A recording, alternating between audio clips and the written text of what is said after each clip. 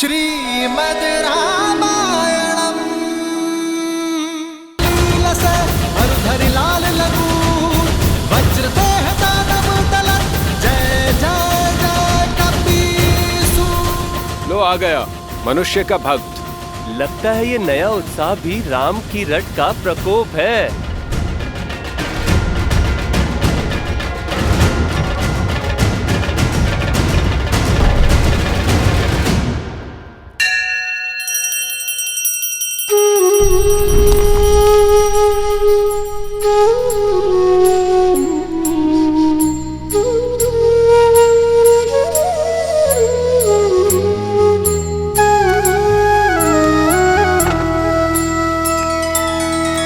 श्री रामचंद्र कृपालु भजु मन हरण भव भय दारुणम नव कंज लोचन कंज मुख कर कंज पद कंजारुणम कंदर्प अगणित अमित छवि नव नील नीरज सुंदरम पट पीत मानहु तड़ित रुचि सुचि नौमि जनक सुतावरम। श्री राम श्री राम श्री राम श्री राम श्री राम श्री राम श्री राम श्री राम श्री राम श्री राम श्री राम श्री राम श्री राम श्री राम श्री राम श्री राम।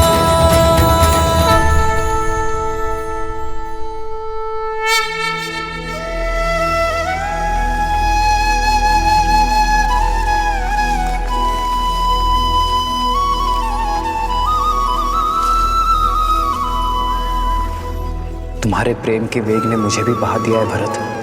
तुम मुझे अयोध्या के राज सिंहासन पर बैठते देखना चाहते हो ना, तो वही सही।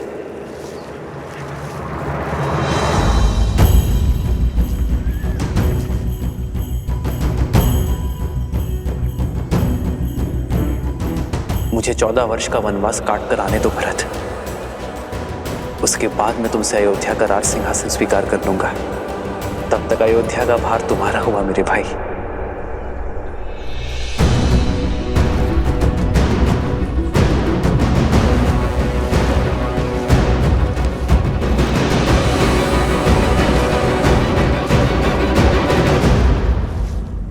क्या हुआ भैया, आप रुक क्यों गए?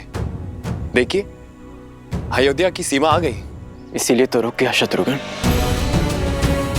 तुम इसी क्षण अयोध्या जाकर राज सिंहासन यहां लेकर आओ। कुमार भरत, ये क्या कर रहे हैं? सिंहासन यहाँ लाकर क्या करेंगे? कोई शंका? नहीं भैया, आदेश का पालन होगा। प्रस्थान कर। जी भैया।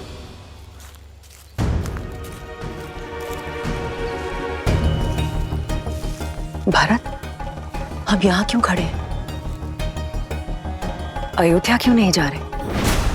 अपनी माता के पापों का प्रायश्चित करने का प्रयास कर रहा हूं मैं।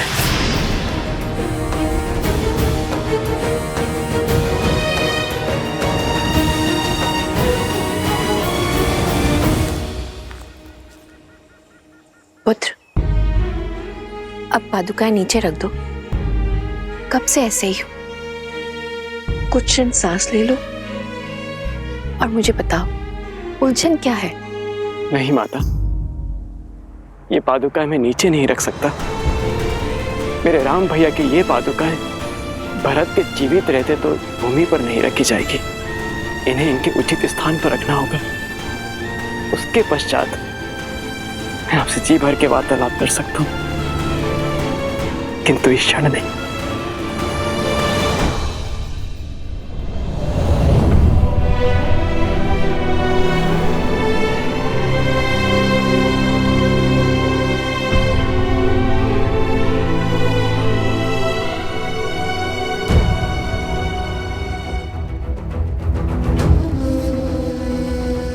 भोर से रात्रि हो गई, पर कुमार भरत ज्यों के त्यों खड़े हैं।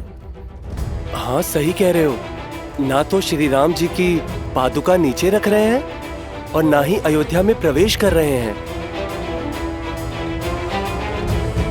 ना जाने क्या करने वाले हैं कुमार भरत।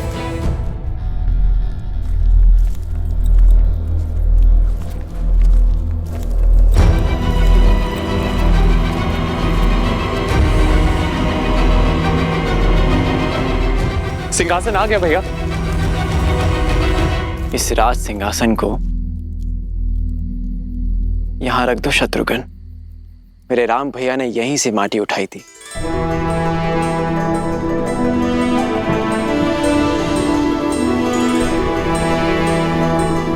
एक राजा का कर्तव्य अपने अंतिम श्वास तक अपनी प्रजा की सेवा करना होता है और अपनी अंतिम सांस छोड़ने से पहले अपनी प्रजा और सिंहासन के लिए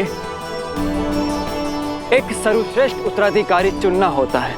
मेरे पिताश्री महाराज दशरथ ने इस सिंहासन के लिए सर्वश्रेष्ठ उत्तराधिकारी मेरे भैया राम को चुना है और वही सदैव अयोध्या के राजा रहेंगे। जब तक रघुनंदन श्री राम अयोध्या लौटकर नहीं आते तब तक उनकी ये पवित्र पादुकाएं इस राज सिंहासन की शोभा बढ़ाती रहेंगी।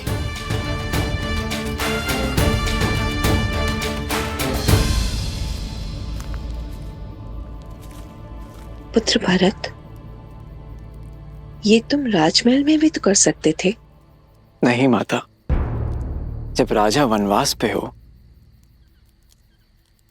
तो सिंहासन राज आवास में क्यों? भैया की अनुपस्थिति में हमारी प्रजा मुझे राजा समझने की भूल कर सकती है।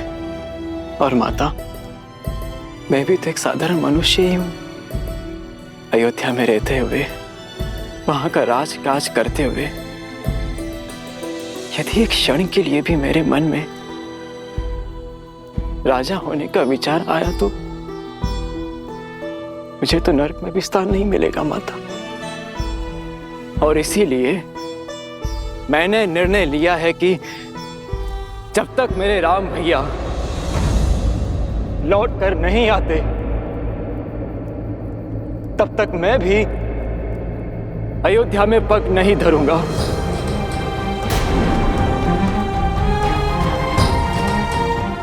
यही नंदीग्राम में रह के उनकी आज्ञा का पालन करूंगा, अपने भैया का दिया हुआ दायित्व निभाऊंगा, आप सबकी सेवा करूंगा और आप सब भी अपना कर्तव्य मत भूलिएगा।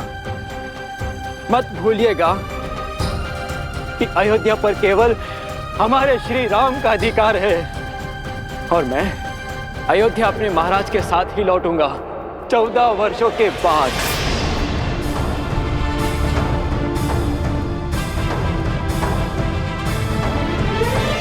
जय श्री राम, जय श्री राम, जय श्री राम, जय श्री राम, जय श्री राम, जय श्री राम। राम मातु गुर पद सिरुनाई, प्रभु पद पीठ रजाय सुपाई।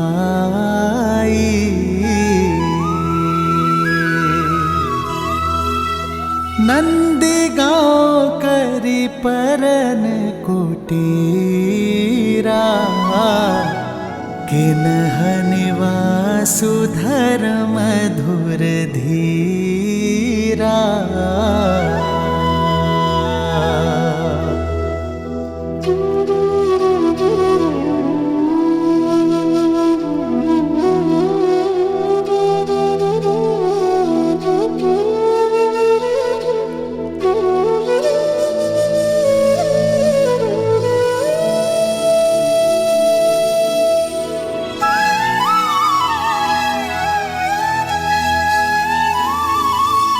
मैं यहाँ अयोध्या के बाहर नंदीग्राम में रह के राजकाज संभालूंगा और शत्रुघ्न तुम अयोध्या के अंदर रहकर हमारी प्रजा की सुरक्षा का दायित्व निभाना, क्योंकि मेरा भाई मुझसे भी अधिक शूरवीर है। जो आ गया भैया। तुम्हें जन्म देकर मेरे पापों के प्रायश्चित हो गए भरत। ये कहकर ही अपने आप को लज्जित होने से नहीं बचा पाए, किंतु अपने कर्मों से तुमने मेरे कोख की लाज रख ली भरत। मुझे गर्व है भरत कि तुम मेरे पुत्र हो।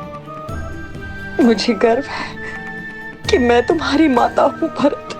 गर्व तो आपको होना ही चाहिए महारानी, क्योंकि श्री राम आपको अपनी माता मानते हैं। क्षमा कर दिया उन्होंने आपको, परंतु कभी विचार कीजिएगा महारानी कि जो अपने स्वार्थ के लिए अपनों के साथ छल करता है, उसे नर्क भी यहीं भोगना पड़ता है। आपने अपने पुत्र के सिंहासन के लिए मेरे श्री राम को वन भेजा, परंतु अब आपके पास क्या है? ना वो पुत्र जिसे आपने जन्म दिया, और ना वो पुत्र जिसे आपने वनवास भेज दिया, और ना वो पति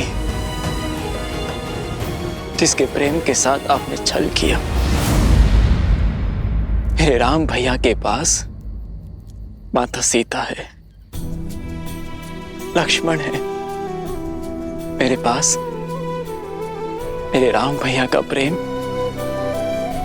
और उनका आशीर्वाद है, किंतु आपके पास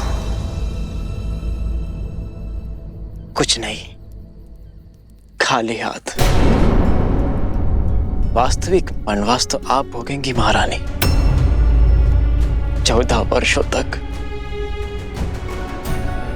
महल की बंद दीवारों के बीच।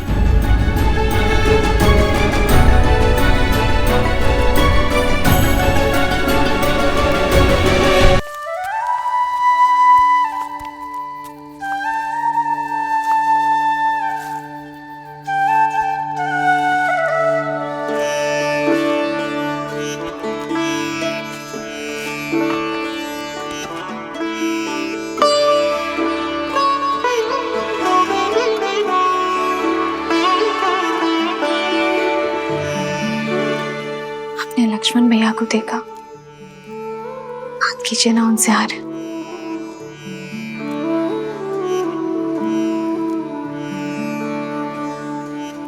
पहले परिवार से वियोग का दुख था, अब उनसे मिलने से कदाचित परिवार की स्मृतियां सता रही हो।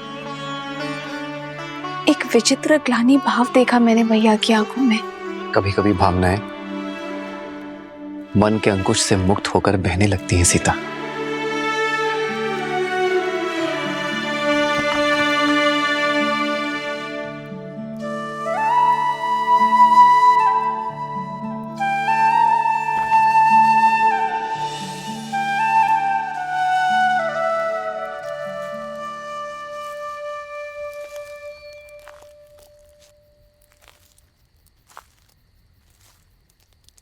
बैठो लक्ष्मण, बैठो।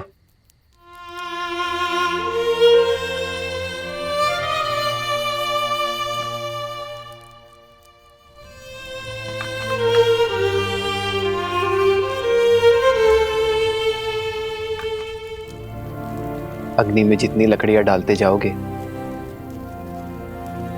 वो उतनी ही भड़कती जाएगी लक्ष्मण।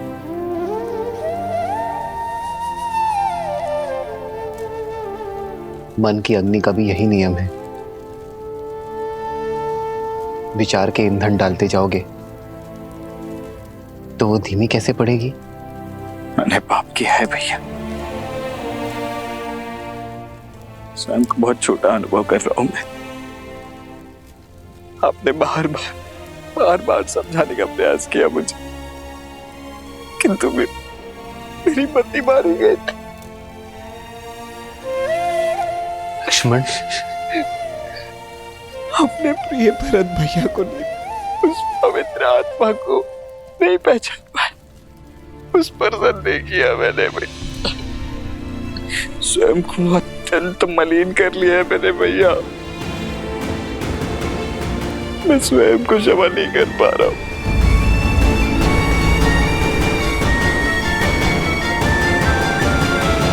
मुझे समझ नहीं आ रहा भैया कि मैं कैसे इस ग्लानि से निकलूं। स्वयं पर इतनी कठोरता क्यों लक्ष्मण?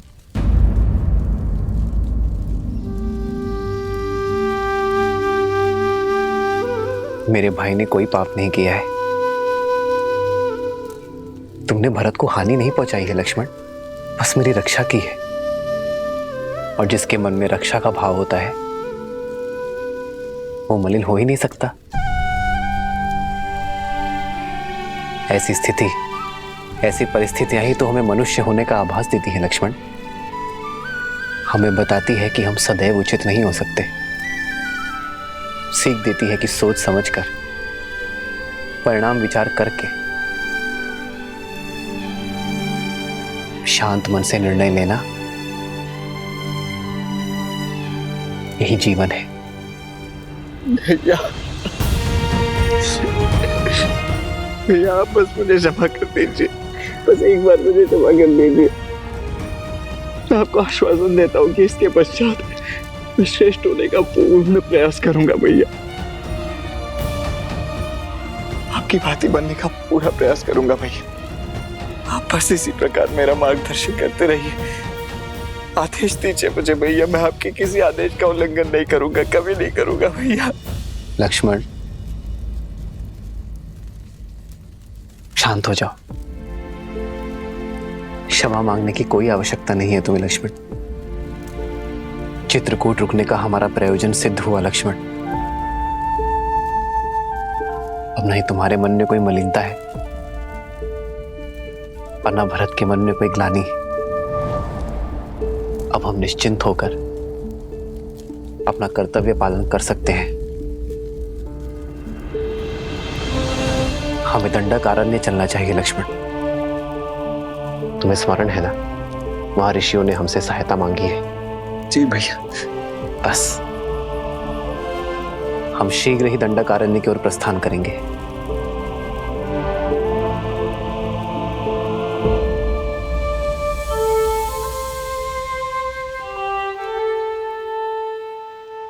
जीवन के पथ पर बिछे कांटों पर भी इतनी सरलता से कैसे चलते हैं श्री राम?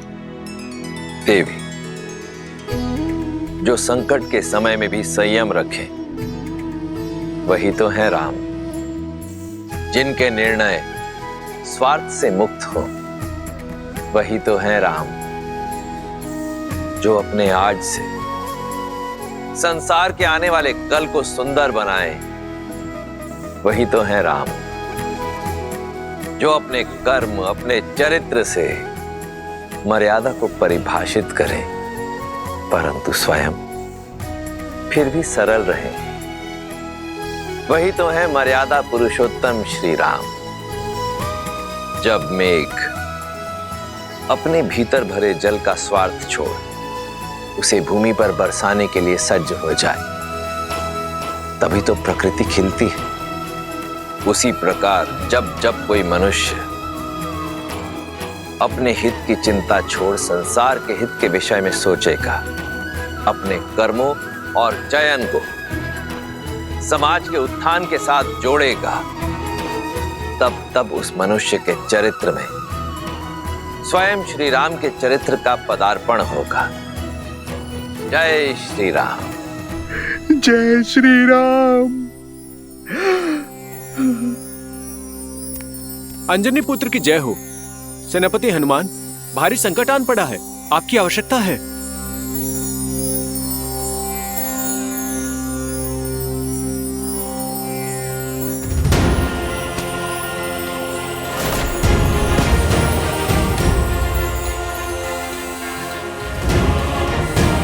जय महावीर हनुमान।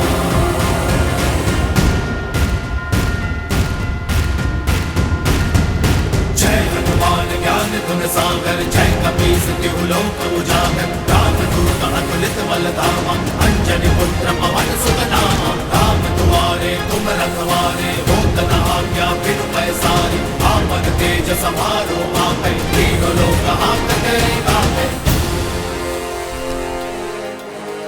प्रणाम। एक हिंसक बाघ ने वन में आतंक मचा कर रखा है। छोटे बच्चे खेलने भी नहीं जाते, बहुत भयभीत हैं वो। अब आप ही रक्षा कर सकते हैं सेनापति जी।